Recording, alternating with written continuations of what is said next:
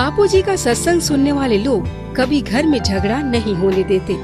अगर हो भी जाए तो उसे तुरंत सुलटा लेने में यकीन करते हैं, क्योंकि बापूजी सत्संग में ही साधकों को घरेलू झगड़े सुलटाने की जुगत बतलाते रहते हैं। घर में ये समस्या है, वो समस्या है, घर में झगड़े हैं, चिंता की बात नहीं है। एक लोटा पानी का भर के पलंग के नीचे रख दो। घर का मुख्य व्यक्ति सुबह उसमें अपना मुखड़ा देख के पानी घर में छिटको, ओम शांति मन में जपते हुए। और दोपहर का भोजन हो सके तो घर के लोग मिलकर रसोई घर में दोपहर का भोजन करो। कैसे भी झगड़े हों घर के, कलह भाग जाएंगे। अपनी पत्नी और माँ आपस में भिड़ती रहती, सासू बहू देरानी जेठानी, तो क्या करना चाहिए?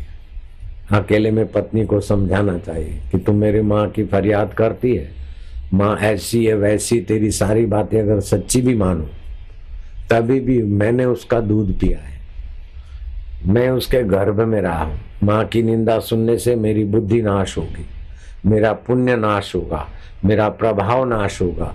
और पुण्यहीन, बुद्धिहीन, प्रभावहीन पति से तू कौन सी संतान लेकर सुखी होगी, इतना तो समझ। भोली है तू। इसलिए माँ के खिलाफ मेरे को कुछ न सुनाए तो अच्छा है। और मैं तो कहता हूं कि वृद्धा का, माता का दिल जीतना तेरे दाएं हाथ का खेल है।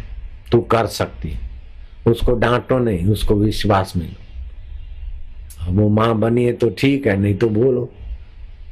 इसे माँ की सेवा करोगी तो तुम्हारी संतान भी ओजस्वी तेजस्वी होगी, तुम भी अच्छे आत्मा की माँ बनोगी। अथवा गुड्डू की माँ, लल्लुआ की माँ, चिकुआ की माँ, जो भी हो, उसको प्यार से समझाओ। 2-5 बार ऐसा प्रयत्न करोगे तो आपका अंतःकरण पवित्र होगा और पत्नी के हृदय में सासू के प्रति जो ग्रंथि वो खुल जाएगी। और उसको अटकल दे दो कि वो माँ तो कितने साल की मेहमान है, तेरे को तो मेरे से जिंदगी गुजारनी है, मेरे को तेरे से जिंदगी गुजारनी है, तेरे बिना मैं कहाँ जाऊंगा और तुम मेरे बिना कहाँ जाएगी। मिला हाथ दोस्ती के हाथ सदा साथ, ऐसा विश्वास में लेकर सासू बहू का झगड़ा मिटा देना चाहिए। देरानी जेठानी लड़ती है तो क्या करे, बड़े भाई की और छोटे भाई की पत्नियां लड़ती तो क्या करे, भिड़ती तो क्या करे। हे प्रभु आनंद दाता पेम्पलेट ले जाओ घर में, है इसका घर में पाठ कराओ। देरानी जेठानी का झगड़ा मोहब्बत में बदल जाए। जेठानी का पति कह, देख देरानी ऐसी है वैसे तू मुझे सुनाती है, लेकिन वो मेरा छोटा भाई है, बेटे के बराबर है। तो उसकी पत्नी तेरी और मेरी बहू के बराबर है। पगली मत बन, दिल बढ़ा रख। बड़े का बड़पन इसी में है कि छोटे को प्रेम से वश करे। छोटे को डांट के, धमका के, उसके ऐब देख कर नहीं, उसके गुण देखकर उसकी सराहना करके उसको वश किया जाता। तो पगली है। बड़ा भाई अपनी पत्नी को ऐसे समझाए और छोटा भाई अलग से अपनी पत्नी को कहे, अरे कुछ भी है, बड़ा भाई पिता के तुल्य है तो बड़ी भाभी मेरे तो माँ के तुल्य है। तू थोड़ा बड़ा दिल रखना, बड़ों के तो थोड़ा आदर सत्कार से दिल पिघल जाता है। तू क्यों नहीं अटकल करती है, काय को भोली बनती है। जेठानी ऐसी है वैसी है कैसी है, लेकिन वो सब कुछ छोड़ के आई है। तेरे जैसा त्याग तो है उसमें, तू भी तो त्यागी है। पूरा मायका छोड़ के इधर आ गई, तू भी मायका छोड़ के आ गई। दोनों त्यागी त्यागी आपस में लड़ रहे हो, एक ही जात के होके। बड़े आश्चर्य की बात है। मेरी परीक्षा ले रही हो क्या तुम दोनों देरानी जेठानी, ऐसा समझ के उनको राजी कर दे। नणंद भाभी का झगड़ा है तो पत्नी को समझा दे के, देख ये तो 2-3 साल में अथवा साल में जैसी हो, ये तो बेचारी पराए घर जाएगी।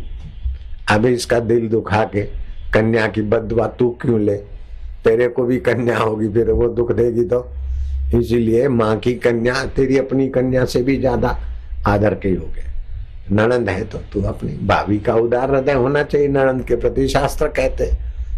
अगर वो नहीं माने तो ये मेरी कैसेट सुना दिया करो, जयराम जी बोलना पड़ेगा, तुम्हारा सिर दर्द अपने आप घर का कम हो जाएगा। और हे प्रभु आनंद दाता पेम्पलेट ले लो, घर में पाठ करो, पड़ोस के बच्चे बच्चियों को बुलाकर भी पाठ करो। हमारी संघर्ष में, एक दूसरे की निंदा में, एक दूसरे की गलतियां खोजने में, एक दूसरे पे आरोप थोपने में जितनी शक्तियों का ह्रास होता है और योग्यताएं कुंठित होती है, उतनी शक्ति और योग्यता अगर 15 मिनट हरिओम का गुंजन में लगाए तो हमारे दीदार करने वाले का भला हो जाएगा। ऐसे आपके अंदर योग्यता छुपी है।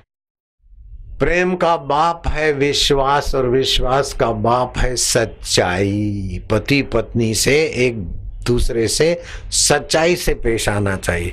एक बार झूठ बोलेगी, 2 बार, 5 बार, 10 बार, आखिर वो भी तो रोटी खाता है। पति भी 10 बार झूठ बोलेगा, आखिर वो भी तो रोटी खाती है।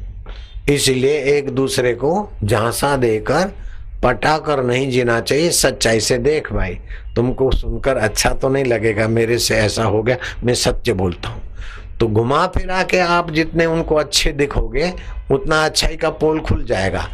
तो आप गृहस्थी जीवन जियो तो बेटे का सद्भाव संपन्न करो। बेटा बाप के प्रति सद्भाव रखे, पति पत्नी के प्रति, फिर चाहे रूखी रोटी हो, चाहे चपड़ी हो, चाहे खूब यश हो, चाहे अपयश की आंधी चले, कोई फर्क नहीं पड़ता।